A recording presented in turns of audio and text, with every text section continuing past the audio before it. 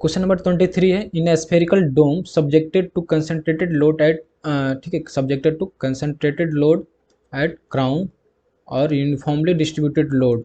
ठीक है, दोनों लग रहा है, दोनों कोई भी हो सकता है लोड, कंसंट्रेटेड या uniformly distributed load. The meridional forces force is always, ठीक है, मेरिडियनल फोर्स।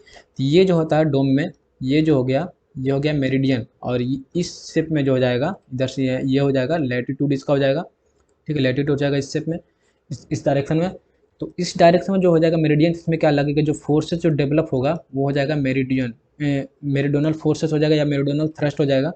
और इस डायरेक्शन में जो हो जाएगा वो हो जाएगा हुप स्ट्रेसेस डेवलप होगा। ठीक है, तो पूछ रहा है कंसंट्रेटेड लोड एट क्राउन और uniformly distributed the meridional forces always.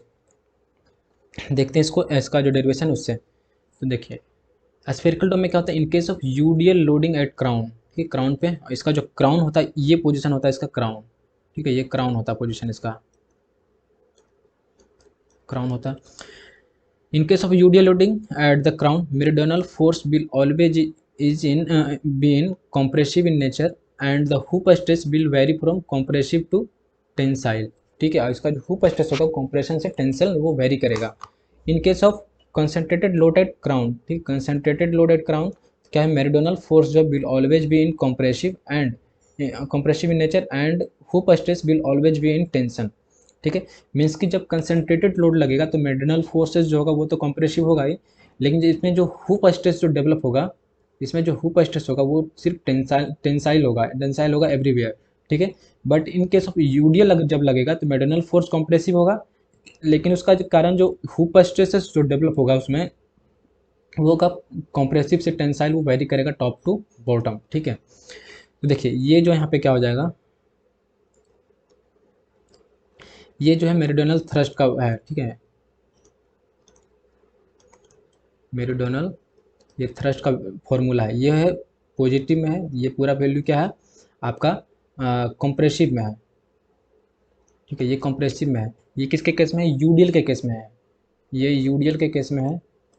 तो जो थ्रस्ट वैल्यू आता है, ठीक है, ये W R divided by 1 plus cos theta आता है। ठीक है, तो 10 in the case of middle thrust इतना, और जो इसका जो टॉप होगा at the crown, theta equals to zero. Theta कैसे लेंगे हम लोग, ये थीटा जो यहाँ से वेरी कर रहा है, ये थीटा यहाँ से, ठीक है, जब ये वैल्यू जीरो हो जाएगा थीटा का वैल्यू, तो हेंस इक्वेशन जो टॉप पे होगा क्राउन पे जो होगा वो H equals to W R by two आएगा। तो इंटेंसिटी ऑफ हुप स्ट्रेस जो होगा एट द क्राउन वो हो जाएगा एच बाई टी या फिर डब्ल्यू आर बाई टी, जो कि होगा कॉम्प्रेसिव इन नेचर होगा वो भी। ठीक है, यहाँ से हो जाएगा। उसके बाद फिर क्या होगा कि जो हुप थ्रस्ट का जो ये बन के आएगा, जो हुक थ्रस्ट का जो इक्वेशन होता है, ये इक्वेशन जो हुक थ्रस्ट का है, ये इक्वेशन जो है ये हुक थ्रस्ट का, ये वो तो मेडोनल का हो जाएगा। और ये जो इक्वेशन है हुक थ्रस्ट का, जब थीटा इक्वल्स टू जीरो रखेंगे तो एच इक्वल्स टू क्या आ जाएगा, W R by two, hoop stress जो इंटेंसिटी उसका वो हो जाएगा W R by two T, जो कि कॉम्प्रेसिव होगा। बट फिर क्या हो जाएगा, maximum value of hoop stress, the hoop stress will go on decreasing as theta increases till H becomes zero. Theta increase करेंगे जहाँ तक, कब तक, ये जो हॉरिजॉन्टल थ्रस्ट हुप इंटेंसिटी जो उसका जीरो ना हो जाए। At after that H becomes tensile, उसके बाद फिर क्या होता है, जीरो के बाद फिर टेंसाइल हो जाता है। To find the position of the plane where the hoop stress becomes zero, तो क्या हो जाएगा, थीटा इक्वल्स टू जो जगह वैल्यू ये 51 डिग्री 49 मिनट एंड 38 सेकंड पे क्या हो जाएगा, ये जीरो हो जाता है हुप स्ट्रेस। ठीक है, मीन्स कि अगर ये क्राउन है तो ये थीटा इक्वल टू कुछ डिग्री पे यहाँ तक अगर ये कॉम्प्रेसिव नेचर में है, तो यहाँ के बाद क्या हो जाएगा, ये पूरा का पूरा फिर टेंसाइल होगा, क्योंकि यहाँ पे फिर ये जीरो हो रहा है ऊपर स्ट्रेस यहाँ के बाद इस थीटा वैल्यू पे। ठीक है, इस थीटा वैल्यू पे क्या हो जा रहा है, जीरो हो जा रहा है। उसके बाद यहाँ से यहाँ तक कॉम्प्रेशन, इसके नीचे क्या है, टेंशन है। उसके बाद फिर क्या है, hoop stress is zero for all portion of dome, but about this angle hoop compression will be develop while for the portion below this plane hoop tension will be developed which will go on increasing further towards the base of the dome। फिर ये पूरा base तक क्या हो जाएगा, tension में जाएगा। ठीक है, टेंसाइल नेचर होगा।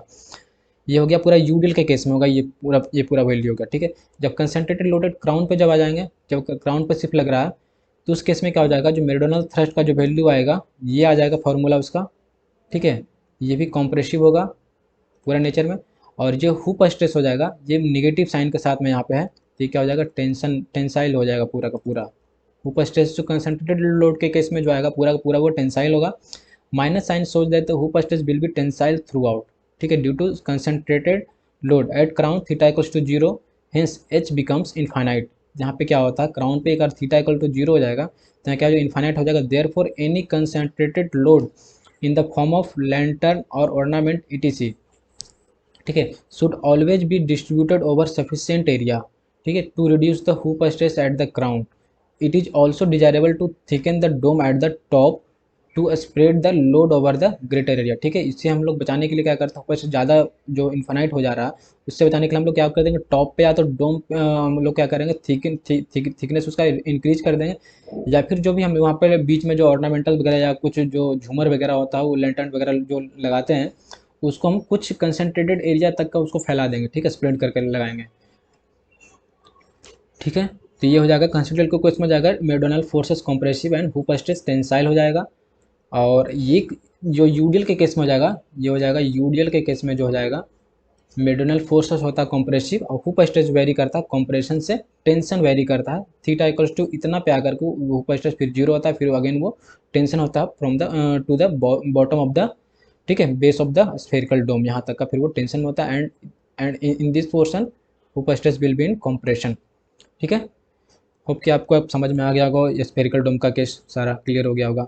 तो इसका जो आंसर हो जाएगा, मेरिडनल फोर्सेस पूछ रहा है किस केस में, कंसंट्रेटेड लोड और यूडियल के केस में, दोनों पूछ रहा है, तो क्या था, दोनों दोनों के केस में कॉम्प्रेसिव लग रहा था, ठीक है। ऑप्शन सी हो जाएगा इसका करेक्ट आंसर हो जाएगा, कॉम्प्रेसिव।